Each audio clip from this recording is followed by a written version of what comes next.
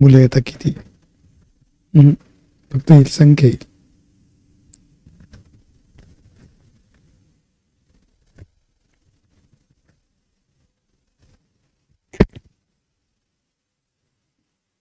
Good evening my dear friends.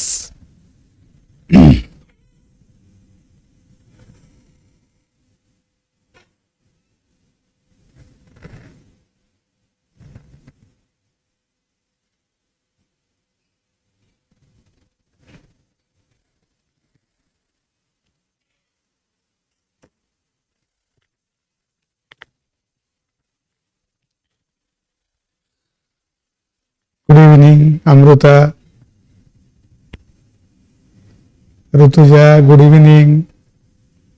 आवाज clear येतोय याचा अर्थ माझा? चेहरा दिसतोय व्यवस्थित का ब्लॅक दिसतोय?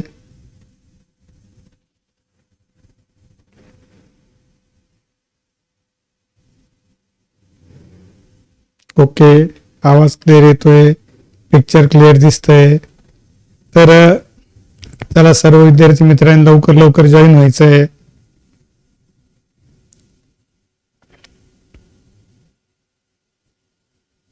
आता सेशन थोडस डिस्टर्बन्स झाला लेक्चर्स करता. थोडासा ऍपचा प्रॉब्लेम होता, सॉफ्टवेअरचं अपग्रेडेशन असल्यामुळे थोडस डिस्टर्बन्स झाला. पण मग क्लास होऊन गेला. केमिस्ट्रीचा क्लास देखील व्यवस्थित झाला. बायोलॉजीचा पण क्लास आपण त्या ठिकाणी कंडक्ट करतोय, तो पण होईल. थोडस आपल्याला कदाचित थोडेफार लेक्चर्स वाढवावं लागू शकताय सिलेबसच्या हिशोबाने. त्याचं पण आपलं नियोजन चालू आहे.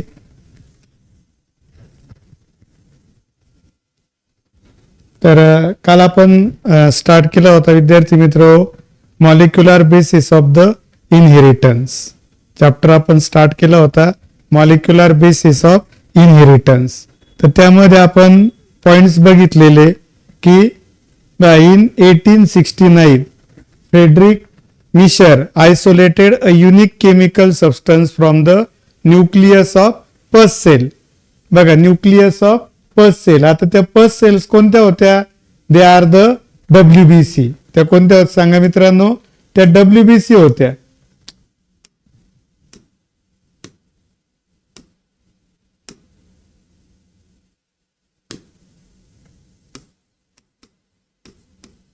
पस सेल्स कोणत्या होत्या? डेड WBC होत्या. आणि हा जो पदार्थ आहे जो न्यूक्लियस मध्ये सापडला त्याला नाव दिलं गेलं न्यूक्लिन. आणि त्याच्यामध्ये कोणत्या प्रॉपर्टी होत्या? ऍसिडिक प्रॉपर्टी होत्या आणि म्हणून त्याला नाव दिलं गेलं न्यूक्लिक ऍसिड. एक क्वेश्चन बघा इथं, identify the incorrect statement regarding nuclein. बघा बरं, आता न्यूक्लिन म्हणजे ऍक्च्युअल कोण आहे? हे डीएनएच आहे. आणि डीएनए मध्ये आपल्याला माहिती आहे, आपण काल बघितलेलं आहे, रायबोस शुगर, फॉस्फेट ग्रुप आणि नायट्रोजन बेस हा पार्ट असतो. म्हणजे याचा earth it has high phosphorus content. हे बरोबर वाक्य आहे त्याच्या बाबतीत. आताच बघितलं त्याला कोणत्या प्रॉपर्टी आहे? Acidic properties. हे सुद्धा वाक्य त्या ठिकाणी बरोबर आहे. It is a mixture of. आता it is isolated from the WBC in pus. WBC म्हणजे white blood cell in pus. हे पण वाक्य बरोबर आहे. पण it is the mixture of, तर लिपिड्स नाही, it is a mixture of nucleic acids. म्हणजे त्या ठिकाणी हे वाक्य मात्र चुकीचं आहे. ऑप्शन म्हणून ते बरोबर आहे. कारण आपल्याला काय विचारलं होतं? इनकरेक्ट स्टेटमेंट कोणतं आहे? तर इनकरेक्ट स्टेटमेंट कोणतं आलं? C is the correct option. कोणतं आलं सांगा? सी हे या क्वेश्चनचं करेक्ट ऑप्शन आहे. त्यानंतरचा पार्ट घेऊ. It is the mixture of lipids and nucleic acid is the wrong statement, therefore option is correct. त्यानंतर मग आपण जेनेटिक मटेरियल डीएनए. आता ग्रिफिथ एक्सपेरिमेंट मध्ये आपण फक्त कालच्या याच्यामध्ये इथं मी डिप्लोकॉकस म्हटलं होतं, त्याच्याऐवजी डिप्लोकॉकस पण आहे पण स्ट्रेप्टोकॉकस वापरताय, तर त्याच्यामुळे मी तेवढं चेंज करून घेतला. तर लक्षात घ्या की ग्रिफिथनी कोणत्या बॅक्टेरियाचा वापर केला? तर स्ट्रेप्टोकॉकस न्यूमोनियाई. कोणता सांगा? Streptococcus pneumoniae. जो काय करतो? Which causes the pneumonia in mammals, जो मॅमल्स मध्ये त्या ठिकाणी काय तयार करतो, न्यूमोनिया तयार करतो, which causes the pneumonia in mammals. आणि त्याचे दोन प्रकार त्या ठिकाणी होते, एस टाईप आणि आर टाईप. तर त्याच्याशी संबंधित एक क्वेश्चन आहे बघा, to prove what can be the genetic material Griffith use dash dash for his experiment. बघा बरं कोणता ऑप्शन घेता येईल, to prove what can be the genetic material Griffith use dash dash for his experiment. ग्रिफिथनी काय वापरलं त्याच्या experiment करता, तर कोणतं ऑप्शन येईल, करेक्ट आहे. कोणतं, बघा इथंच आहे, स्ट्रेप्टोकॉकस न्यूमोनियाई, म्हणजे स्ट्रेप्टोकॉकस न्यूमोनियाई नावाचे बॅक्टेरिया त्या ठिकाणी त्यांनी वापरले. तर करेक्ट ऑप्शन आहे C is the correct option, Streptococcus pneumoniae. Griffith experiment करता हा पॉइंट त्या ठिकाणी लक्षात घ्यायचा आहे सर्व विद्यार्थी मित्रांनी.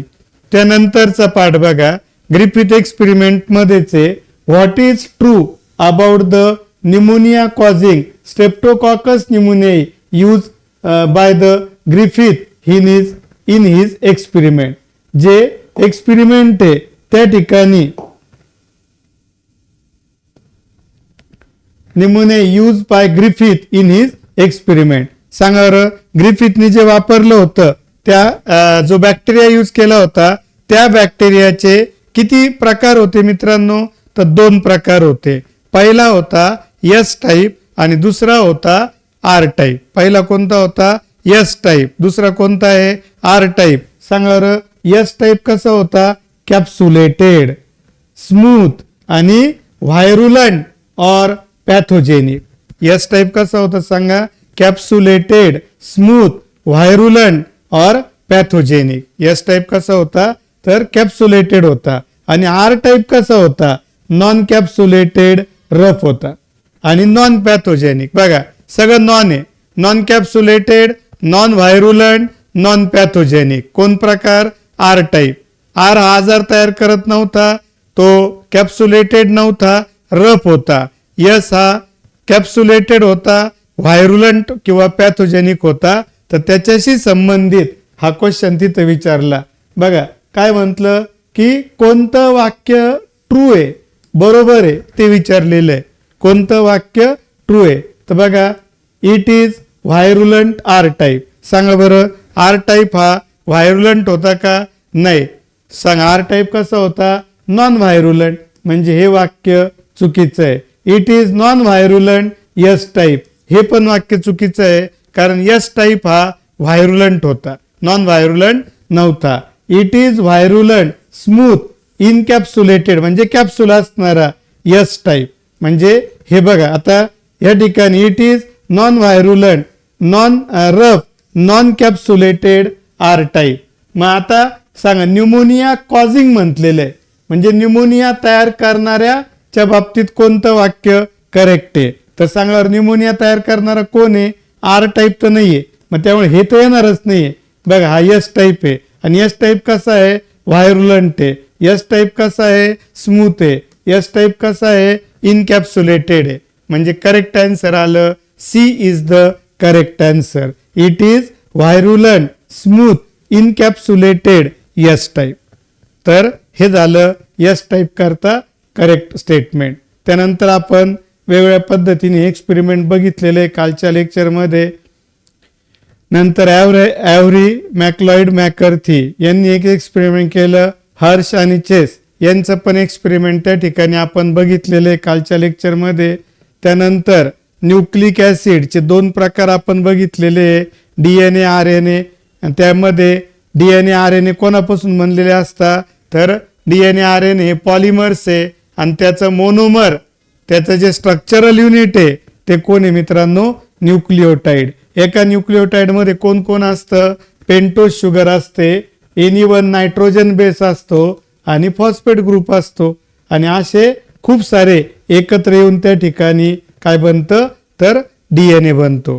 तर DNA मध्ये दोन प्रकारचे शुगर आहे, डिऑक्सिरायबोस शुगर DNA मध्ये असते आणि तिचा फॉर्म्युला C5H10O4 आणि रायबोस शुगर असते RNA मध्ये C5H10O5 आणि पेंटागोनल रिंग आहे. H3PO4 फॉस्फरिक ऍसिड असतं, 4 प्रकारचे नायट्रोजन बेस असतात, प्युरिन आणि पायरिमिडिन्स. प्युरिन मध्ये ॲडिनिन आणि ग्वानिन असतात. पायरिमिडिन्स मध्ये त्या ठिकाणी थायमिन, सायटोसिन आणि युरॅसिल असतं. RNA मध्ये थायमिन नसतं, थायमिनच्या ऐवजी युरॅसिल असतं. RNA मध्ये थायमिन नसेल तर थायमिनच्या ऐवजी कोण असेल मित्रांनो? Uracil is present instead of thymine. Instead of thymine म्हणजे DNA मध्ये ॲडिनिन, ग्वानिन, थायमिन, सायटोसिन आणि RNA मध्ये ॲडिनिन, ग्वानिन, युरॅसिल, सायटोसिन असं असेल. युरॅसिल आणि सायटोसिन. प्युरिन हे डबल रिंगचे कंपाऊंड असतात आणि पायरिमिडिन हे सिंगल रिंग. ॲडिनिन आणि ग्वानिन हे प्युरिन्स आहे आणि सायटोसिन, थायमिन आणि युरॅसिल हे पायरिमिडिन्स आहे. हे लक्षात घ्या सर्वांनी. नंतर ऑलरेडी स्ट्रक्चर आपण बघितलेलं आहे. त्यामध्ये हा जो लिंकेज आहे याला म्हणता फॉस्फोडाईस्टर लिंकेज. काय नाव द्यायचं आहे? फॉस्फोडाईस्टर लिंकेज. त्या ठिकाणी मग DNAचे स्ट्रक्चर आपण बघितलेलं आहे. यामध्ये मेन पॉइंट लक्षात घ्या. ॲडिनिन नेहमी जॉईन होतं थायमिनला आणि डबल बॉन्ड असतो. ग्वानिन नेहमी जॉईन होतं सायटोसिनला आणि ट्रिपल बॉन्ड असतो. हे पण लक्षात घ्या. Adenine always joins with thymine and guanine always joins with cytosine. Adenine joins with thymine by double bond and guanine joins with cytosine by a triple bond. हे पण लक्षात घ्या. त्यानंतर सांगा जर RNA असेल तर RNA मध्ये adenine joins with uracil and uracil joins with adenine. हे लक्षात घ्या. कारण RNA मध्ये कोण नसतं? थायमिन नसतं. त्याच्याऐवजी कोण असतं मित्रांनो? Uracil is present. त्यानंतर येतंय packing of DNA in prokaryotic cell. आता बघा 2 प्रकारचे सेल्स असतात. तर युकॅरिओटिक सेल आणि दुसरं असतं प्रोकॅरिओटिक सेल. तर प्रोकॅरिओटिक सेलमध्ये वेल डेव्हलप न्यूक्लियस प्रेझेंट नसतं आणि युकॅरिओटिक सेलमध्ये वेल डेव्हलप न्यूक्लियस प्रेझेंट असतं. मग आता यूचा अर्थ होतो ट्रू न्यूक्लियस म्हणजे युकॅरिओटिक आणि यांच्यामध्ये वेल डेव्हलप न्यूक्लियस प्रेझेंट नाहीये तर त्याला म्हणता प्रोकॅरिओटिक. तर आता लक्षात घ्या. पहिल्यांदा एक सर्क्युलर अनफोल्डेड क्रोमोझोम त्या ठिकाणी दाखवला आहे. त्याची डायमीटर साधारण 350 मायक्रॉन आहे. म्हणजे त्या ठिकाणी नंतर मग त्याचं लूप्स तयार होतं बघा. फोल्डिंग होतं आणि फोल्डिंग होऊन किती लूप्स तयार होता इथं थोडे दाखवले पण ऍक्च्युअल 40 ते 50 असे लूप्स तयार होता. हे असे लूप्स तयार होत आहे. 40 ते 50 लूप्स तयार होता म्हणजे हा कंडेन्स झाला आणि लूप्स तयार झाल्यामुळं डायमीटर कमी झाली. 350 मायक्रॉन वरून ती आली 30 मायक्रॉन वर. किती आली? 30 मायक्रॉन. नंतर जे लूप्स आहे त्याच्यामध्ये परत असं कॉइलिंग होतं बघा. जे लूप्स आहे त्यामध्ये असं कॉइलिंग होतं सगळ्यांमध्ये आणि अजून त्या ठिकाणी डायमीटर कमी होते आणि ती होते 2 मायक्रॉन. आता याला म्हणता फोल्डेड, याला म्हणता सुपर कॉइल्ड फोल्डेड क्रोमोझोम. काय नाव द्यायचं आहे? Super coiled folded chromosome. And it is not present in. त्या ठिकाणी तो कोणात प्रेझेंट नाहीये तर न्यूक्लियस मध्ये नाहीये. आता हा जो आहे पार्शली अनकॉइल्ड आहे बघा. इथं कॉइलिंग नाही, इथं कॉइलिंग नाही, थोडं कमी कॉइलिंग त्या ठिकाणी प्रेझेंट असणार आहे. तर हा जो पार्ट आहे या ठिकाणी हे पूर्ण जे स्ट्रक्चर आहे हे DNAचं स्ट्रक्चर आहे प्रोकॅरिओट्स मध्ये. तर मी तुम्हाला ऑलरेडी सांगितलं की साधारण सेलची साईज किती असते बघा प्रोकॅरिओटिक 2 to 3 मायक्रॉन. आणि त्यामध्ये जर आपण सर्क्युलर DNA त्याचं जर बघितलं तर ई कोली मध्ये naked small circular highly DNA highly folded and 1100 micron long. बघा लक्षात घ्या. तर त्या ठिकाणी इन पेरिमीटर म्हणजे आपण असं जर घेतलं तर हे 350 मायक्रॉन आहे. पण जर पूर्ण पेरिमीटर घेतली असं पूर्ण तर त्याची लांबी 1100 मायक्रॉन आहे. किती आहे? 1100 मायक्रॉन. आणि साधारण किती? 4.6 मिलियन बेस पेअर. हा पण पॉइंट लक्षात ठेवा. 4.6 million base pairs are present. 4.6 million base pair आहे. आणि एवढा लॉंग DNA छोट्याशा सेलमध्ये बसवायचा आहे, ज्या सेलची साईज आहे 2 to 3 मायक्रॉन. ज्या सेलची साईज किती मित्रांनो? 2 to 3 मायक्रॉन. आणि त्याकरता मग आत्ता सांगितलं त्याप्रमाणे काय व्हील? कॉइलिंग व्हील आणि सुपर कॉइलिंग त्या ठिकाणी होणार. आणि त्या कॉइलिंग करता मदत करणारं कोण आहे? Positively charge histone like DNA binding protein HU, histone like DNA binding protein, and enzyme like DNA gyrase and DNA topoisomerase 1 for maintaining supercoiled state. सांगा बरं, जे कॉइलिंग झालेलं आहे ते कॉइलिंग मेंटेन करण्याचं काम कोण करेल? DNA गायरेज आणि DNA टोपोआयसोमरेज नावाचे एन्झाईम्स त्या ठिकाणी ते काम करतील. तर हे लक्षात घ्यायचं स्ट्रक्चर. आता न्यूक्लिओसोम बघा, आता एक पॉइंट लक्षात घ्या. Length of DNA in mammalian cell, जे सस्तन प्राणी आहे, सस्तन प्राण्याच्या सेलमध्ये जो DNA, तर त्या DNA ची लांबी 2.2 मीटर आहे. किती सांगा? 2.2 metre. And the size of nucleus is, न्यूक्लियसची साईज किती आहे? 10⁻⁻⁶ मीटर, म्हणजे खूपच कमी आहे. आणि एवढ्या कमी जागेत जर आपल्याला DNA बसवायचा आहे तर त्यावेळेस त्याचं कॉइलिंग, सुपर कॉइलिंग करून आणि पॅकिंग करून बसवावं लागेल. आणि DNAचं पॅकिंग करण्याकरता मदत करणारं कोण असतं मित्रांनो? हिस्टोन प्रोटीन्स असतात. ते एक क्वेश्चन बघा विचारलेला आहे. The length of DNA double helix in typical mammalian cell is. बघा, length of DNA double helix in a typical mammalian cell is. Typical mammalian सेलमध्ये DNA ची लेंथ किती असेल ते आपल्याला विचारलेलं आहे. तर डायरेक्ट आन्सर आपल्याकडे उपलब्ध आहे 2.2 मीटर. कोणता आन्सर येईल सांगा? द मॅमेलियन DNA ची लेंथ असते 2.2 मीटर. ऑप्शन आलं सी ऑप्शन. कोणतं ऑप्शन करेक्ट आहे? C is the correct option. आता बघा, हिस्टोन प्रोटीनवर कोणता चार्ज आहे? तर तो आहे पॉझिटिव्ह चार्ज. हिस्टोन प्रोटीनवर म्हणजे ऍक्च्युअल कसं असतं बघा, आता सेलच्या आत न्यूक्लियस, सेलच्या आत कोण असतं? न्यूक्लियस. न्यूक्लियसच्या आत असे धाग्यांसारखे स्ट्रक्चर आहे आणि ते जे धाग्यांसारखे स्ट्रक्चर आहे त्या ठिकाणी त्याच्यामध्ये असे पॉइंट्स असतात. हे झालं क्रोमोझोम. हे असा क्रोमोझोम आहे बघा, त्या ठिकाणी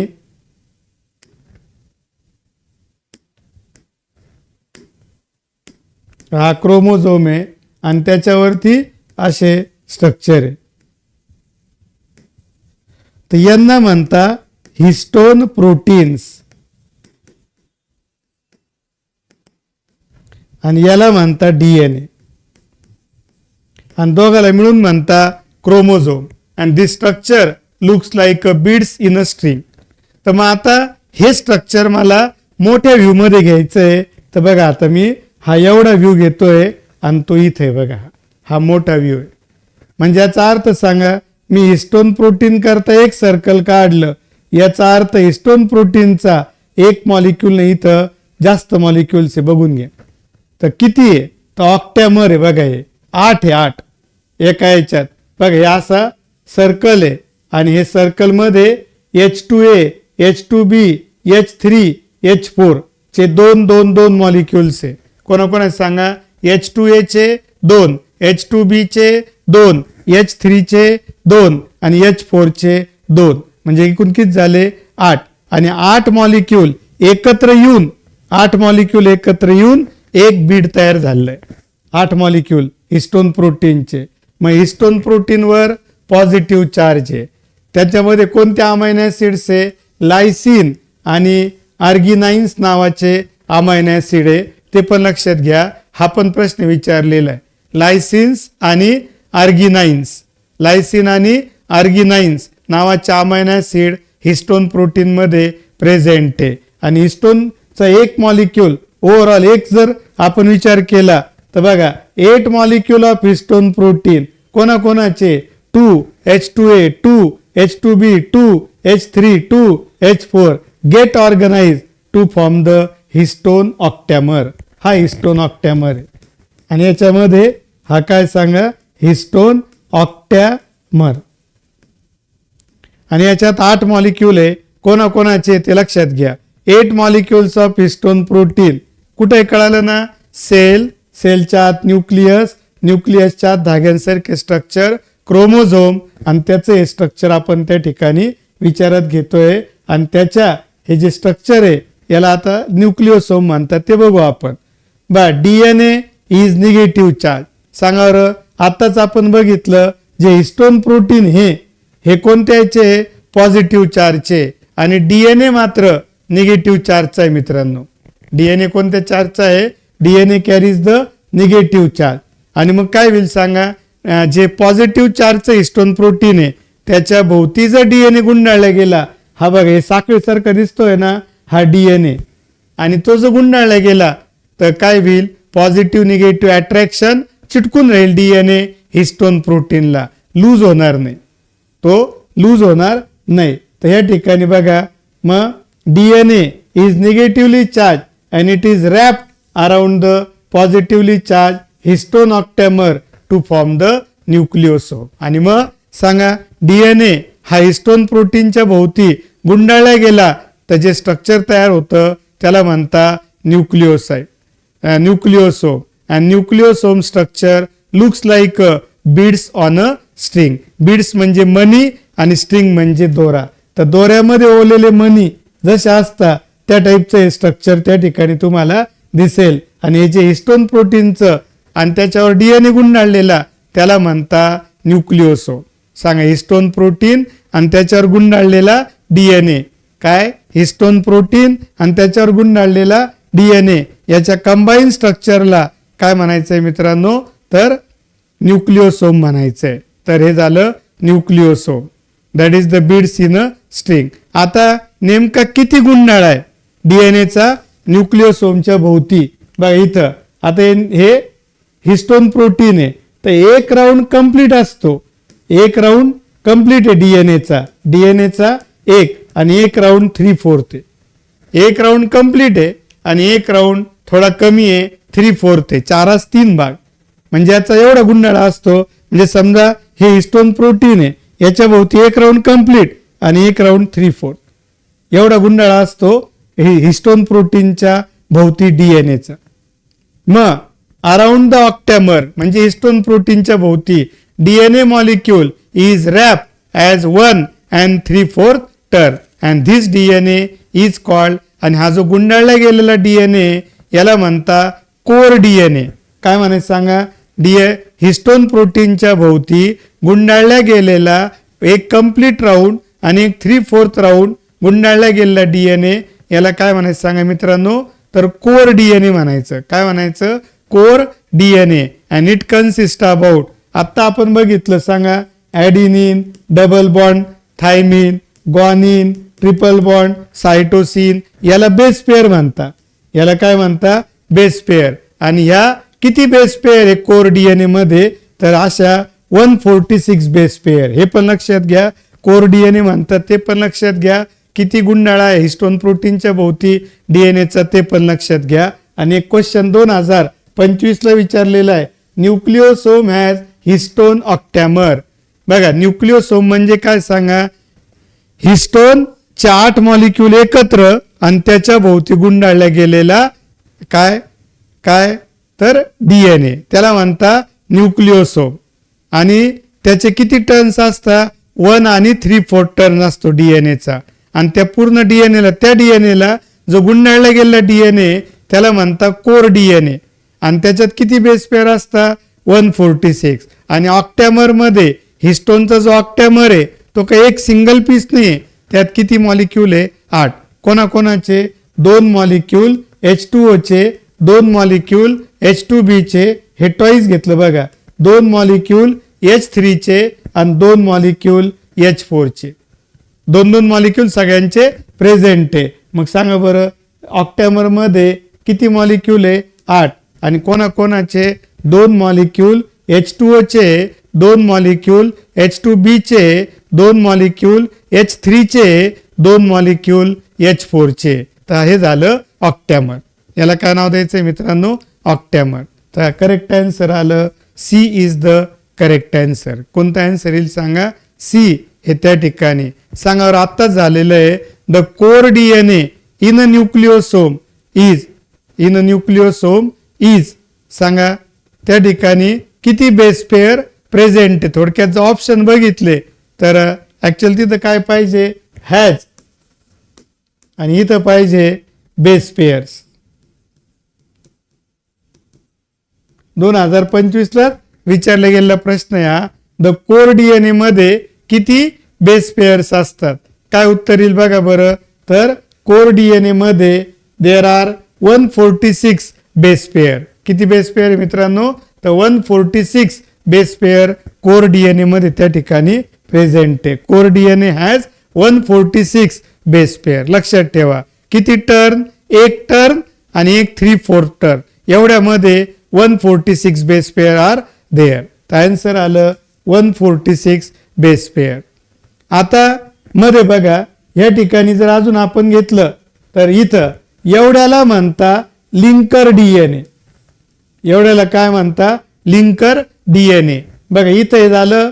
हा जो पार्ट आहे ऑक्टॅमर, हे जे ऑक्टॅमर, हा जो आहे कोर डीएनए आणि हा जो आहे लिंकर डीएनए.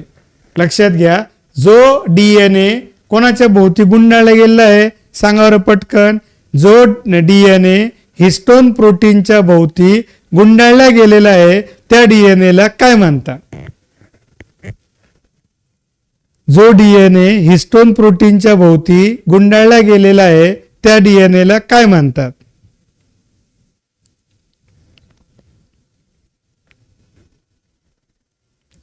जो डीएनए हिस्टोन प्रोटीनच्या भोवती गुंडाळला गेलेला आहे त्याला काय म्हणायचं? पटकन सांगा.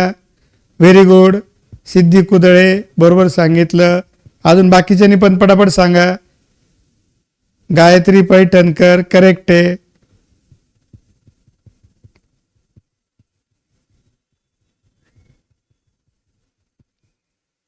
अजून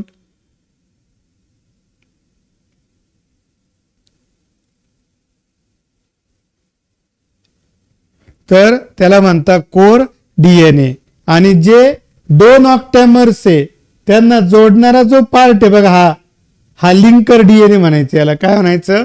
लिंकर डीएनए. आणि त्याला पण एक हिस्टोन प्रोटीनचा मॉलिक्यूल अटॅच आहे. त्या हिस्टोन प्रोटीनच्या मॉलिक्यूलचं नाव काय सांगा मित्रांनो? H1. काय त्या ठिकाणी H1. आणि हा कोण आहे? Linker DNA. तर मग बघा बरं आता लिंकर डीएनए पण मी क्लिअर केलं. तर बघा ऍडजसंट न्यूक्लिओसोम, तर हिस्टोन प्रोटीन त्याच्या भोवती गुंडाळलेला डीएनए त्याला एकत्रितपणे म्हणायचं न्यूक्लिओसोम. आता मला सांगा या डायग्राम मध्ये आपण किती न्यूक्लिओसोम घेतले? 1 आणि हा 1, 2. आणि दोघांना कनेक्ट करणारा जो डीएनए त्याला नाव दिलं आपण मित्रांनो लिंकर डीएनए. मग काय नाव दिलं का? Adjacent nucleosome are linked with small segment of DNA called linker DNA. आणि त्यामध्ये किती बेस पेअर्स असतात? There are 54 base pair present in the linker DNA. H1 histone, एक हिस्टोन प्रोटीनचा एक मॉलिक्यूल कोणता? H1 histone protein is loosely attach to linker DNA. काय सांगा? H1 histone is loosely attach to the linker DNA. H1 नावाचा जो histone प्रोटीनचा molecule आहे तो लूजली अटॅच आहे कोणाला मित्रांनो? लिंकर डीएनए ला. नाव nucleosome structure is 10 nanometer in diameter. न्यूक्लिओसोमचं जे स्ट्रक्चर आहे ते 10 नॅनोमीटरचं आहे. डायमीटरच्या बाबतीत जर विचार केला तर nucleosome structure is 10 nanometer in diameter. Nucleosome structure हे 10 नॅनोमीटरचं आहे डायमीटर मध्ये. त्यानंतर आता बघा nucleosome contain 200 base pairs of the DNA helix. कसं बघा, तर मी तुम्हाला ऑलरेडी सांगितलं याच्यात किती मॉलिक्युल्स होते? 8 मॉलिक्युल्स आहे. एक पूर्ण डीएनए तर गुंडाळलाय आणि एक 3/4. तर एवढ्या याच्यात किती बेस पेअर होत्या? 146 बेस पेअर. आणि आता इकडं आणि इकडं होता लिंकर डीएनए. तर इथं किती बेस पेअर आहे 54, इथं 54. तर याच्यातलं अर्ध घ्यायचं आणि याच्यातलं अर्ध घ्यायचं. इथून इतकं स्ट्रक्चर झालं. म्हणजे याच्यात येतील 27, याच्यात येतील 27 आणि हे 146. तर 146 प्लस 27 प्लस 27 असे एका न्यूक्लिओसोम मध्ये टोटल जर विचार केला कोणाकोणाचा विचार करून, तर कोर डीएनए आणि लिंकर डीएनए दोघांना मिळून एकत्रित विचार केला तर न्यूक्लिओसोम मध्ये असता 200 बेस पेअर्स. किती असता 200 बेस पेअर. आता बघा 6 न्यूक्लिओसोम, 6 न्यूक्लिओसोम गुंडाळा करता टेलिफोन कॉईल सारखा 6 न्यूक्लिओसोम. आता हा झाला एक, आपण जे बघितले होते हे सांगा, हे न्यूक्लिओसोम आहे 1 2 असे किती 6 न्यूक्लिओसोम गुंडाळा करतील आणि काय तयार करतील तर टेलिफोन वायर सारखं स्ट्रक्चर. त्याला म्हणायचं सोलेनॉइड फायबर. काय नाव द्यायचं सांगा त्याला, सोलेनॉइड फायबर. त्याची डायमीटर 30 नॅनोमीटर. बघा 6 न्यूक्लिओसोम एकत्र येऊन टेलिफोन कॉईल सारखं एक स्ट्रक्चर त्या ठिकाणी तयार करतील. त्याला म्हणता सोलेनॉइड फायबर, ज्याची डायमीटर आहे 30 नॅनोमीटर और 300 अँगस्ट्रॉम युनिट. सोलेनॉइड स्ट्रक्चरचं बघा आता पहिलं नॉर्मल, नंतर गुंडाळा झाला टेलिफोन केबल सारखा सोलेनॉइड फायबर, त्याच्यानंतर परत गुंडाळा व्हील आणि super coiling wheel chromatin fibre. काय तयार होईल सांगा, क्रोमॅटिन फायबर. क्रोमॅटिन फायबर अजून गुंडाळा करेल आणि मेटाफेज स्टेज मध्ये सेल डिव्हिजनच्या तोच क्रोमॅटिन फायबर आपल्याला काय म्हणून दिसेल, क्रोमोझोम म्हणून दिसेल. आणि क्रोमॅटिन फायबरचं पॅकिंग करण्याकरता काही अजून प्रोटीन लागतात, ज्यांना म्हणता non histone chromosomal protein. Non histone chromosomal protein. आणि जे लूजली पॅक्ड रिजन आहे, मग आता तुम्हाला दाखवतो बघा इथं आहे. आता हे बघा याच्यात काय झालेलं आहे, हे जे याच्यात बघा सगळे जे न्यूक्लिओसोम आहे ते थोडे दूर दूर आहे, तुम्ही बघून घ्या. आणि इथं जास्त गर्दी झालेली आहे. तर ज्या भागामध्ये न्यूक्लिओसोमची जास्त गर्दी असते त्या भागाला नाव देतात हेट्रोक्रोमॅटिन आणि ज्या भागामध्ये लूज पॅकिंग असतं त्याला नाव देतात युक्रोमॅटिन. पण मग आता जिनेटिक जे मागच्या जनरेशनचे गुण पुढच्या जनरेशन मध्ये नेण्याकरता जिनेटिकली ऍक्टिव्ह कोण असतं तर याच्यात युक्रोमॅटिन. यू म्हणजे खरं, क्रोमॅटिन म्हणजे क्रोमोझोम.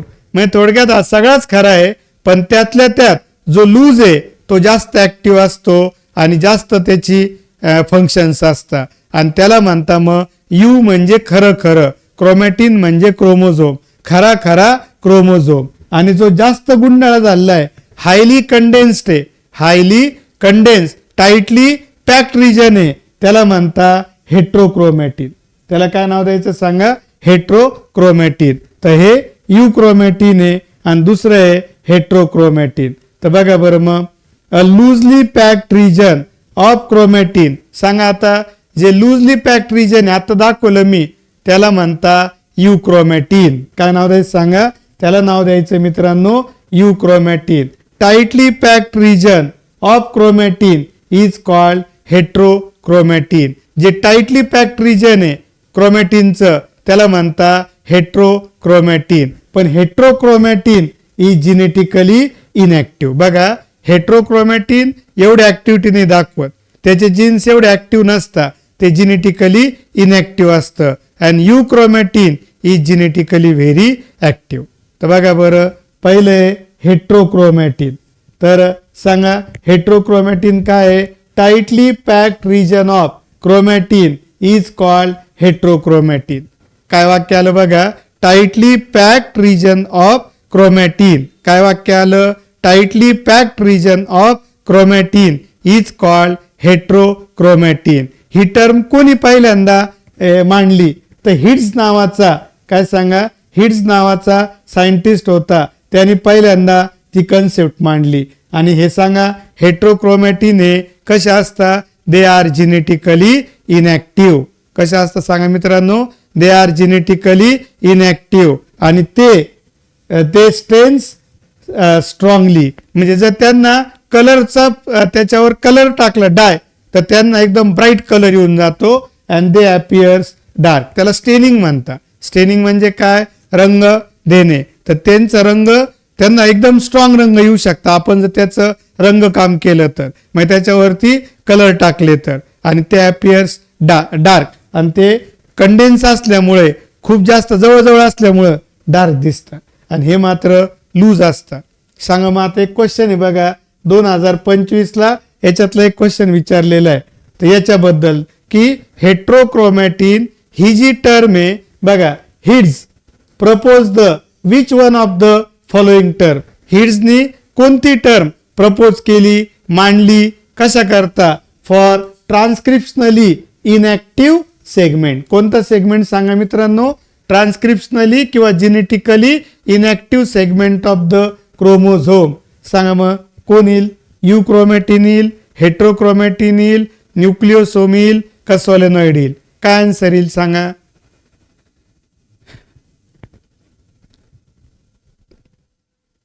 कोणता आन्सर त्या ठिकाणी करेक्ट येईल?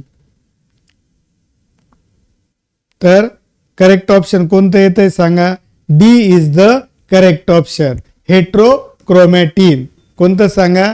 लक्षात आलं ना? सांगा. Highly condense part of the chromosome is called heterochromatin, which is genetically inactive, loosely condensed, and that is the loosely packed part is called euchromatin, which is genetically highly active part and which stains slightly. आणि त्याचं staining एकदम कमी होतं, याचं staining जास्त होतं. तर बघा, heterochromatin is 2 to 3 time more rich in DNA. म्हणजे हेट्रोक्रोमॅटिन मध्ये डीएनए जास्त असतं कोणापेक्षा? युक्रोमॅटिन पेक्षा. पण हेट्रोक्रोमॅटिन इज ट्रान्सक्रिप्शनली म्हणजे जेनेटिकली ऑलमोस्ट इनॅक्टिव्ह. हेट्रोक्रोमॅटिन हा जेनेटिकली इनॅक्टिव्ह असतो, जास्त फंक्शनल त्या ठिकाणी नसतो. दुसरं कोणतं आहे सांगा? युक्रोमॅटिन आहे. दुसरं कोणतं आहे? Euchromatin. A loosely packed region of chromatin. जे लूज पॅकिंग दाखवतं बघा, हे लूज पॅकिंग दाखवणार रिजन आहे, त्याला म्हणता युक्रोमॅटिन. युक्रोमॅटिन मध्ये कलर लाईट असतात, त्यानंतर ते जेनेटिकली व्हेरी मच ऍक्टिव्ह असतं आणि त्याचं रिप्लिकेशन पण फास्ट होतं. आणि युक्रोमॅटिन इज ट्रान्सक्रिप्शनली ऍक्टिव्ह. आणि त्या ठिकाणी युक्रोमॅटिन हे कसं असतं मित्रांनो? ट्रान्सक्रिप्शनली ऍक्टिव्ह असतं. कसं असेल? It is transcriptionally active part. तर त्यानंतर येतंय युक्रोमॅटिन. नेक्स्ट पार्ट कोणता येतोय? युक्रोमॅटिन. तर ऑलरेडी सांगितलं. एक क्वेश्चन आहे बघा, द रिजन ऑफ क्रोमोझोम. 3 वेळेस विचारलेला क्वेश्चन आहे. नॉन कंडेन्स म्हणजे जास्त असं एकत्र नसणार, लाईटली स्टेन, कमी स्टेनिंग दाखवलं बघा, लाईट स्टेनिंग अँड ट्रान्सक्रिप्शनली ऍक्टिव्ह. आणि ट्रान्सक्रिप्शनली ऍक्टिव्ह इच आर कॉल्ड. सांगा बरं काय म्हणायचंय त्याला? जे ट्रान्सक्रिप्शनली ऍक्टिव्ह पार्ट आहे तर ए युक्रोमॅटिन, बी हेट्रोक्रोमॅटिन. तर तिथं थोडं हे झालेलं आहे, तर सांगा बरं कोणता आन्सर येईल? युक्रोमॅटिन. युक्रोमॅटिन त्याचा आन्सर येईल. तर करेक्ट ऑप्शन आलं A is the correct option. त्यानंतर heterocatalytic and autocatalytic functions of the DNA. आता हेट्रोकॅटॅलायटिक फंक्शन म्हणजे काय? जर एखादा डीएनए दुसऱ्या मॉलिक्युलचं बघा अदर दॅन इटसेल्फ, म्हणजे आता एखादा डीएनएचा मॉलिक्युल आहे, तो समजा आरएनए तयार करायला मदत करतोय. समजा एखादा डीएनएचा मॉलिक्युल आहे प्रोटीन तयार करायला मदत करतोय अदर दॅन इटसेल्फ, म्हणजे स्वतःला पेक्षा वेगळा मॉलिक्युल होताना जर एखादा डीएनए कॅटलिस्ट म्हणून ऍक्ट होत असेल तर त्यावेळेस त्याला म्हणता हेट्रोकॅटॅलायटिक फंक्शन. बघा काय येईल मग? When DNA directs the synthesis of chemical molecule other than itself, म्हणजे स्वतःपेक्षा वेगळ्या केमिकल मॉलिक्यूलचं जर त्या ठिकाणी सिंथेसिस होताना डीएनए मदत करत असेल, डायरेक्ट करत असेल, then such function of DNA is called heterocatalytic function. Synthesis of RNA, synthesis of protein are the examples for heterocatalytic. आणि दुसरं आहे ॲटोकॅटलायटिक. जर एखादा डीएनए स्वतःच सिंथेसिसला, बघा सिंथेसिस ऑफ डीएनए इटसेल्फ, तर such function of DNA is called autocatalytic function. एखाद्या DNA स्वतः डीएनए तयार व्हायलाच मदत करतोय तर त्याला म्हणता autocatalytic function of the DNA. Example replication of DNA. सांगा डीएनएचं रिप्लिकेशन होऊन काय तयार होतं, डीएनए तयार होतो, तर हे झालं मग ॲटोकॅटलायटिक फंक्शन. नेक्स्ट आहे semi conservative replication of eukaryotic DNA. आता बघा या ठिकाणी बघा हा डीएनए, हा कॉइल्ड डीएनए कसा आहे सांगा, कॉइल, आणि मग त्याचं अनकॉइलिंग होईल आणि त्याच्या शेजारी नवीन स्टँड तयार होईल. बघा इथे हे नवीन स्टँड आहे, इथं सुद्धा नवीन स्टँड आहे आणि हे असं एक्सटेंड होत जाईल शेवटपर्यंत आणि पूर्ण एका डीएनए पासून 2 डीएनए तयार होतील, हा एक आणि हा एक. याला म्हणता डीएनए रिप्लिकेशन. एका डीएनए पासून 2 डीएनए तयार होणं, त्याला नाव द्यायचं आहे डीएनए रिप्लिकेशन.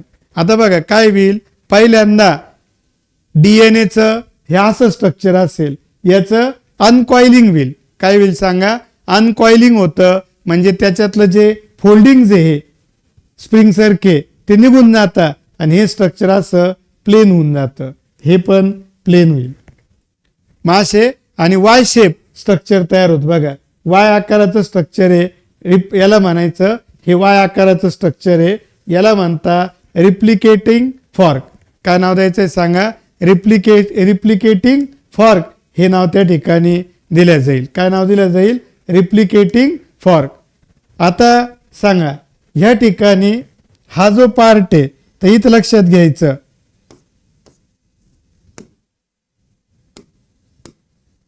हा जो पार्ट आहे तर जे आपल्याला काल बघितलेलं आहे की डीएनए मध्ये 2 स्टँड असतात. एक स्टँड असतं 5'3' आणि दुसरं स्टँड असतं 3'5'.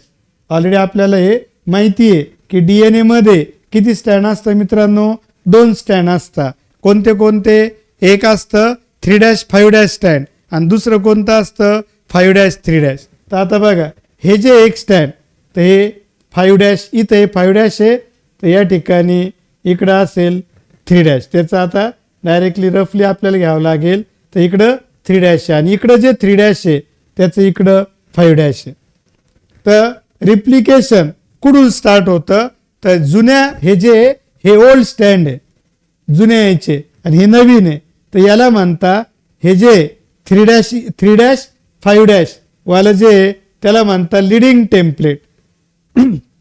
आणि त्याच्या बाजूला इकडची जी आहे 5' ज्याचं इथं आहे फ्री एंडला, तर 5'3' असणारी जी त्याला म्हणायचं लॅगिंग टेम्पलेट. 2 असतं बघा. जो रिप्लिकेटिंग फॉर्क असतो त्यामध्ये काय होतं की काही डीएनए अनकॉइलिंग होतो आणि 2 स्टँड तयार करतो. ज्याचं फ्री एंड 3' असतं त्याला म्हणता लिडिंग टेम्पलेट आणि ज्याचं फ्री एंड 5' असतं त्याला म्हणता लॅगिंग टेम्पलेट. त्याला काय नाव द्यायचं सांगा, लॅगिंग. आणि जे नवीन स्टँड आहे मित्रांनो ते कधी पण कुठून स्टार्ट होतं तर 3' पासून. नवीन स्टँड जुन्या स्टँडच्या 3' एंड पासून. बघा आता इथं ही लिडिंग टेम्पलेट आहे, याचं हे कोणतं एंड आहे 3'. तर याला एक RNA प्रायमर नावाचा मॉलिक्यूल जॉईन होतो. काय जॉईन होतं, RNA प्रायमर, आणि तो मग बाकीच्या न्यूक्लिओटाइड्सला अट्रॅक्ट करतो आणि त्याच्या शेजारी ह्या डायरेक्शन मध्ये नवीन स्टँड तयार करतो. नवीन स्टँड हे 3' बाजूलाच तयार होईल आणि ते 5' कडून 3' कडे रन होईल. बघा 5' कडून 3' कडे, म्हणजे इकडं हे 3' आहे ना, तर नवीन स्टँडचं इकडं 5' राहील. जुन्या स्टँडचं जर 3' आहे तर 3'च्या शेजारी कधी पण कोण येतं 5' येतं. मग इथं असेल 5' आणि त्याच्या इकडे येईल 3'. आणि हे जे स्टँड आहे याला म्हणता लिडिंग स्टँड आणि हे कंटिन्यू तयार होतं. कंटिन्यू, म्हणजे असे तुकडे तुकडेने तयार होत कंटिन्यू तयार होतं, तर याला म्हणता लिडिंग स्टँड. सांगा या ओरिजिनलला काय म्हणायचं? Leading template. आणि जे नवीन तयार झालं त्याला काय म्हणायचं? Leading stand. सांगा नवीन स्टँडचं तयार होण्याची सुरुवात होण्याकरता सुरुवातीचा मॉलिक्यूल कोणता लागतो? तर सुरुवातीचा मॉलिक्यूल लागतो RNA प्रायमर. का? तो RNA प्रायमर एकदा 3' एंडला अटॅच झाला की मग तो बाकीच्या न्यूक्लिओटाइड्सला बोलून घेतो आणि त्या न्यूक्लिओटाइडला एका सिक्वेन्समध्ये जॉईन करतो आणि नवीन स्टँड त्या ठिकाणी तयार करतो. आणि जे नवीन स्टँड तयार झालं त्याला म्हणता लिडिंग स्टँड. आणि ज्याच्या शेजारी तयार झालं त्या जुन्या स्टँडला म्हणता लिडिंग टेम्पलेट. आता इकडचा विचार करू तर इकडं जे 5' आहे फ्री एंडला त्या स्टँडला म्हणता लॅगिंग टेम्पलेट. त्याला काय नाही सांगा? Lagging template. ही कोणती सांगा? Lagging template. आणि याच्या आता मला सांगा याचं इकडं 5' आहे तर इकडं 3' असेल. मग आता नवीन स्टँड कुठून स्टार्ट होतं? जुन्या स्टँडच्या 3' पासून. मग सांगा बरं याचं इथं 5' घेतलं तर इथं त्याचं काय राहील? लक्षात घ्या, ह्या जुन्या स्टँडचं इथं 5' आहे तर इथं 3' समजा, किंवा इथं 3' समजा, इथं हे 3' आहे कोणाचं? जुन्या स्टँडचं. का बरं? ऍक्च्युअली ते इकडे घेऊ शकतो आपण, पण आता आपल्याला इथून पुढे घ्यायचंय ना, तर हे जर 5' आहे तर मी समजणार हे 3' एंड आहे. आणि मग सांगा बरं 3' शेजारी ना, ते इथं बघा 3' शेजारी नवीन स्टँडचं कोण होतं? 5' आणि ते इकडं गेलं. तसं इथं 3' शेजारी नवीन स्टँडचं राहील 5' ते इथं दाखवले बघा. आणि मग इकडून इकडं स्टँड तयार होईल. इकडं सांगा आता नवीन स्टँड करता हे 3' परत एक तुकडा तयार होईल त्याचं ह्याच पद्धतीने 5' 3' 5' 3' म्हणजे सांगा सलग नाही तयार होत, सलग नाही तयार होते, तुकडे तयार होत आहेत. 3 तुकडे तयार झाले नवीन स्टँडचे. आणि हे जे 3 तुकडे म्हणजे याचा अर्थ सांगा जे लॅगिंग टेम्पलेट आहे त्याच्या शेजारी तयार होणारं जे नवीन स्टँड आहे ते सलग तयार होत नाही, तर ते कसं तयार होतं? तुकड्यांमध्ये. आणि जे तुकडे तयार होता त्यांना म्हणता ओकाझाकी फ्रॅगमेंट्स. काय नाव द्यायचं आहे? ओकाझाकी फ्रॅगमेंट. आणि नंतर ते सगळे तुकडे एकत्र येऊन जातात आणि कंटिन्यू स्टँड तयार करतात. पण सुरुवातीला मात्र सगळे तुकडे वेगवेगळे असतात. तर हे झालं DNA. आता याच्यात काय असतं बघा, एक स्टँड नवीन असतं, जुनं असतं, आणि एक स्टँड नवीन. आणि म्हणून या पद्धतीला नाव दिलं जातं semi conservative method of replication. काय नाव द्यायचं सांगा? Semi conservative method of replication. सांगा बरं जुना DNA स्वतःचीच कॉपी तयार करतो त्याला म्हणता रिप्लिकेशन. सेल डिव्हिजनच्या वेळेस ते एकदाच होतं, सेल डिव्हिजनच्या सेल सायकलमध्ये ते एकदाच होतं. या त्या ठिकाणी युकॅरियोटिक ऑर्गॅनिझम मध्ये कधी होतं रिप्लिकेशन? तर in S phase of the interphase of cell division. S phase of interphase नावाचा एक फेज असतो सेल डिव्हिजन मध्ये, त्या फेजच्या वेळेस हे रिप्लिकेशन होतं. आता सुरुवात काय होते बघा, तर सुरुवातीला त्यामध्ये जे मोनोफॉस्फेट, लक्षात घ्या 4 प्रकारचे न्यूक्लिओटाइड्स आपल्याला माहिती आहे. नवीन DNAचा स्टँड तयार करायचं त्याला काय लागेल? तर त्याला लागतात न्यूक्लिओटाइड. आता सुरुवातीला ते न्यूक्लिओटाइड इनॅक्टिव्ह असतात मोनोफॉस्फेटच्या स्वरूपात. कोणत्या स्वरूपात? मोनोफॉस्फेटच्या स्वरूपात. त्या ठिकाणी ते न्यूक्लिओटाइड इनॅक्टिव्ह आहे. पण जेव्हा रिप्लिकेशन व्हायचंय तेव्हा ते ऍक्टिव्ह होऊन जातात आणि मोनोफॉस्फेटच्या ऐवजी काय तयार करता? ट्रायफॉस्फेट. मग बघा adenine triphosphate, guanine triphosphate, thymine triphosphate आणि सायटोसिन ट्रायफॉस्फेट असे 4 प्रकारचे न्यूक्लिओटाइड तयार करता युजिंग ATP. आणि कोणतं एन्झाईम लागतं त्याला लक्षात घ्या, तर जे न्यूक्लिओटाइडचे मोनोफॉस्फेटचे मॉलिक्यूल आहे त्यांना ऍक्टिव्ह होण्याकरता आणि ट्रायफॉस्फेटमध्ये कन्वर्ट होण्याकरता त्यांना लागतं मित्रांनो ATP. आणि कोणतं एन्झाईम लागतं? फॉस्फरायलेज नावाचं एन्झाईम लागतं. कोणतं एन्झाईम लागेल सांगा मित्रांनो? फॉस्फरायलेज नावाचं एन्झाईम त्यांना लागेल. आता जिथं रिप्लिकेशन कुठून स्टार्ट होणार, तर खूप सारे ओरिजिन्स असतात, तिथून अनवाइंडिंग होणं स्टार्ट होतं. त्याला म्हणता इनिशिएशन पॉईंट किंवा ओरिजिन पॉईंट. आणि देर आर मेनी ओरिजिन, एकापेक्षा जास्त आहे.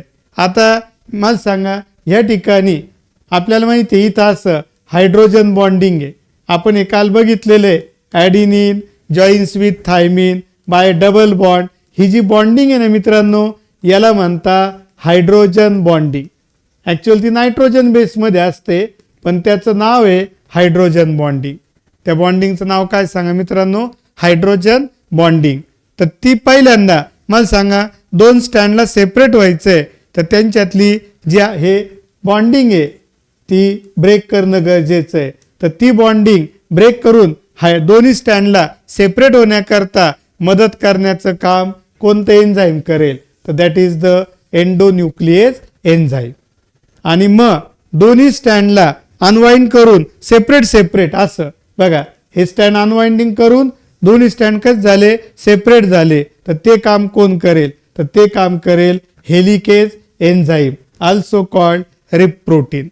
त्याला रिप्लिकेशन किंवा रिप प्रोटीन हे नाव त्या ठिकाणी. आणि मग अनवाइंडिंग झाल्यावर एक वाय शेप स्ट्रक्चर तयार होईल, आणि त्या वाय शेप स्ट्रक्चरला म्हणता replication fork. Inverted Y shape structure जे तयार होतंय त्याला काय म्हणायचं, रिप्लिकेशन स्टँड. आता रिप्लिकेशन फॉर्क, मग आता काय होऊ शकतं, हे दोन्ही जे सेपरेट झालेले स्टँड आहे चुकून परत एकत्र येऊ शकतात.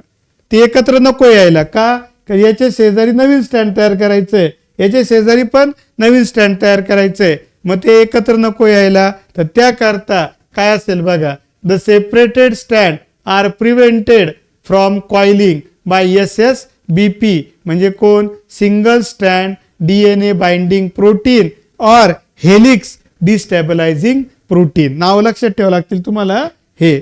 नाव each separated stand act as a template stand. आणि आत्ताच आपण बघितलं दोन टेम्पलेट असतात, एक लिडिंग टेम्पलेट, एक लॅगिंग टेम्पलेट.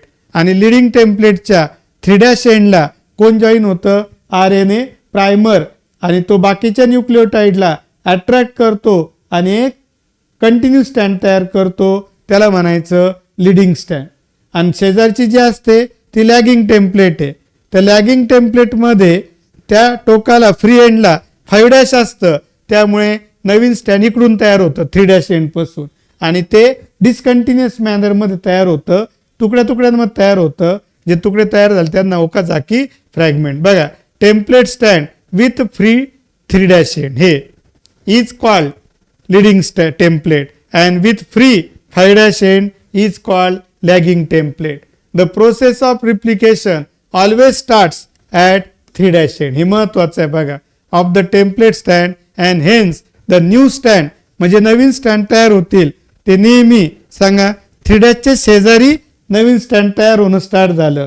मग सांगा, जुन्याचं जर 3' एंड असेल मित्रांनो, तर नव्याचं कोणतं एंड असेल, नव्याचं असेल 5' एंड. नव्याचं कोणतं एंड असेल 5'. म्हणजे नवीन स्टँड तयार होतं, it is always synthesize in the 5' 3' direction. कोणत्या डायरेक्शन मध्ये तयार होतं, 5' 3' direction. The formation of complementary new स्टँड takes place with the help of. नवीन स्टँडचं फॉर्मेशन ची सुरुवात करणारा कोण असतो, RNA प्रायमर. कोण असेल सांगा, RNA प्रायमर हा नवीन स्टँडची सुरुवात करतो. RNA primer get attach at the 3' end of the template स्टँड. RNA primer attract the complementary nucleotide from nucleoplasm आणि इन प्रेझेन्स ऑफ एन्झाईम. बघा, नवीन स्टँड तयार होण्याकरता कोणतं एन्झाईम लागतं, तर DNA पॉलिमरेज नावाचं एन्झाईम त्या ठिकाणी लागेल. आणि लिडिंग स्टँड हे इज कन्स्ट्रक्टेड कंटिन्युअसली. आता लॅगिंग स्टँड हे 5' 3' च्या तुकड्यांमध्ये तयार होईल. तुकड्यांना काय म्हणायचं, ओकाझाकी फ्रॅगमेंट. आणि ओकाझाकी फ्रॅगमेंटला परत जॉईन करण्याचं काम कोण करेल, DNA लिगेज एन्झाईम. कोण करेल, DNA लिगेज एन्झाईम. प्रत्येक ओकाझाकी किती आपल्या याच्यात बघा 3 ओकाझाकी फ्रॅगमेंट तयार झाले, 1 2 3. प्रत्येकाकरता एक सेपरेट RNA प्रायमर त्या ठिकाणी लागणार आहे. लक्षात घ्या. Later RNA primer is removed and replaced by DNA sequence with the help of RNA polymerase 1 in prokaryote and RNA polymerase alpha in eukaryote. Finally DNA gyrase नावाचं जे एन्झाईम आहे. आता मला सांगा, हे 2 स्टँड तयार झाले, आता याचं परत कॉइलिंग करायचं आहे स्प्रिंग सारखं. तर ते कॉइलिंग म्हणजे डबल हेलिकल स्ट्रक्चर तयार करण्याकरता मदत करण्याचं काम कोण करेल मित्रांनो?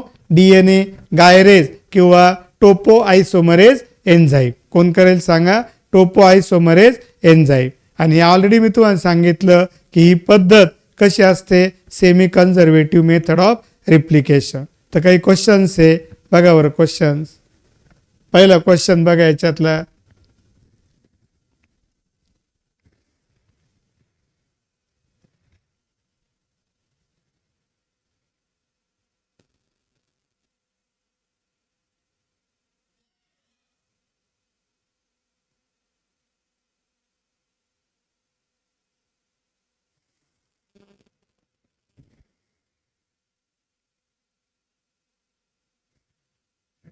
कोणता ऑप्शन येत आहे?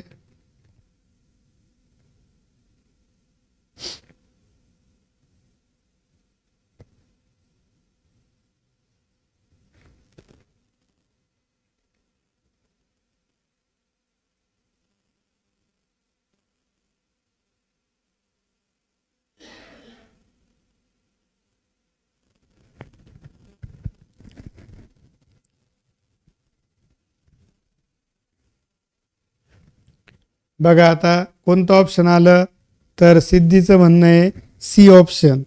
कोणतं ऑप्शन येत आहे? सी हे ऑप्शन त्या ठिकाणी येत आहे. बघा, कट कोणतं एन्झाईम आहे जे DNA ला कट करण्याचं काम करतं?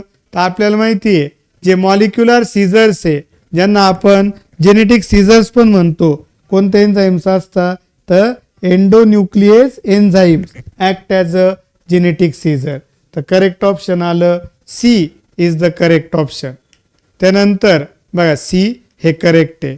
आता मला सांगा, during DNA replication the Okazaki fragment on the lagging template. Okazaki fragment कुठं तयार होता? Lagging टेम्पलेटवर.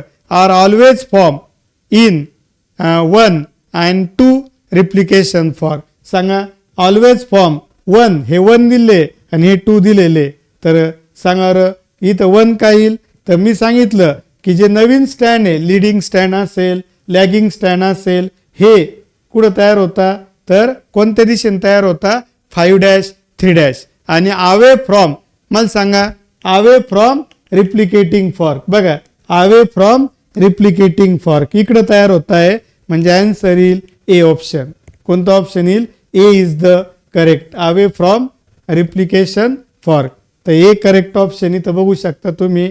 A is the correct. Which of the following enzyme is use to join the fragments. आत्ताच सांगितलेले जे ओकाझाकी फ्रॅगमेंट्स आहे त्यांना जॉईन करण्याकरता कोणतं एन्झाईम लागलं? प्रायमेज नाही. नवीन DNA मॉलिक्यूल तयार व्हायला DNA पॉलिमरेज लागलं. DNA ला कट करायला एंडोन्यूक्लियस लागलं. आणि DNA चे जे ओकाझाकी फ्रॅगमेंट्स आहे त्यांना जॉईन करण्याकरता जेनेटिक ग्लू असतो, ligase enzyme. A option, B option येईल, ए नाही. कोणतं ऑप्शन येईल?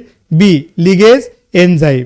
सांगा, जे आता आपण वहिलं होतं, जे ओकाझाकी फ्रॅगमेंट्स आहे बघा, हा एक, हा दुसरा आणि हा तिसरा, यांना जॉईन करण्याकरता कोणतं एन्झाईम लागतंय?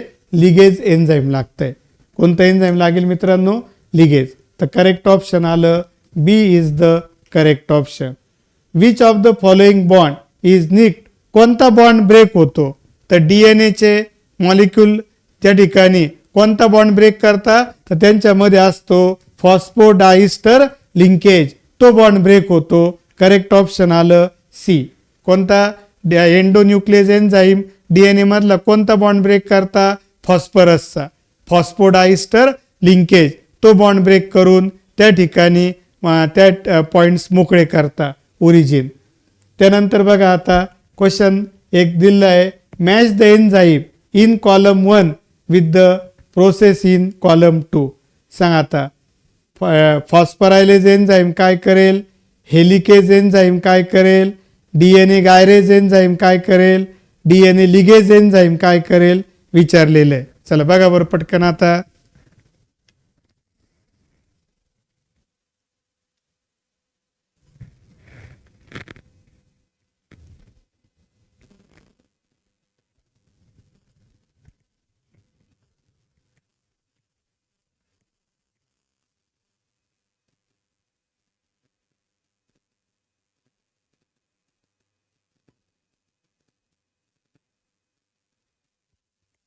येत आहे का बघा, ट्राय करा. सिद्धी कुदळे बी ऑप्शन सांगते.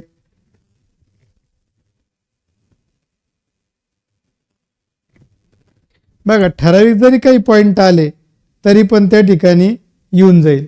काही पॉइंट ठराविक आले तरी येऊन जाते. बघा सांगा बरं, डीएनए गायरेज नावाचं किंवा डीएनए लिगेज, बघा डीएनए लिगेज एन्झाईम आता आपण बघितल्याच्या पहिल्या क्वेश्चन मध्ये.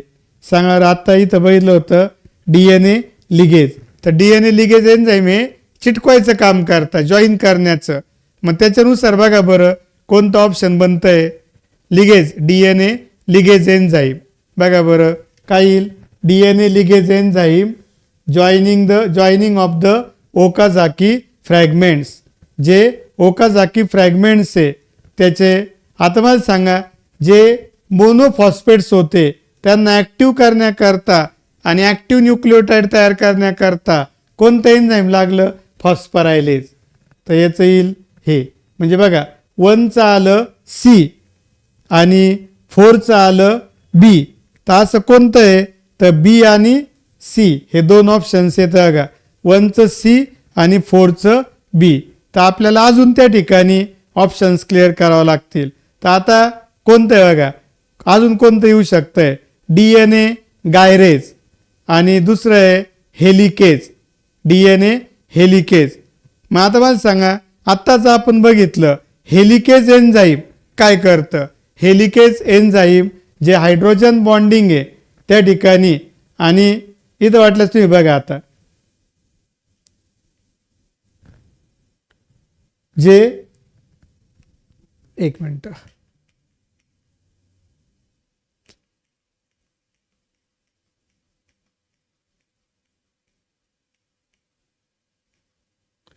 बघा आता इथं डीएनए गायरेज नावाचं जे एन्झाईम आहे ज्याला आपण म्हणतो टोपो आयसोमरेज, जे काय करतं तर डबल हेलिकल स्ट्रक्चर तयार करायला मदत करतं.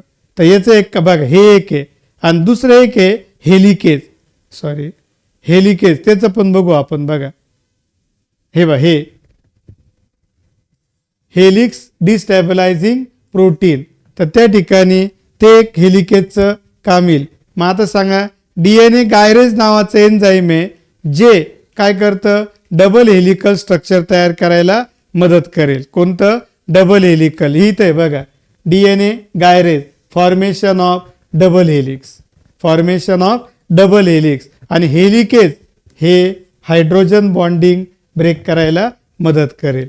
आणि मग अशा प्रकारे करेक्ट ऑप्शन त्या ठिकाणी येईल, C is the correct option. कोणतं ऑप्शन इथे सांगा, सी.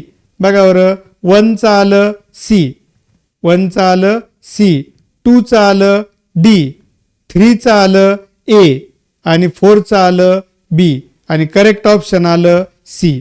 तर C is the correct option.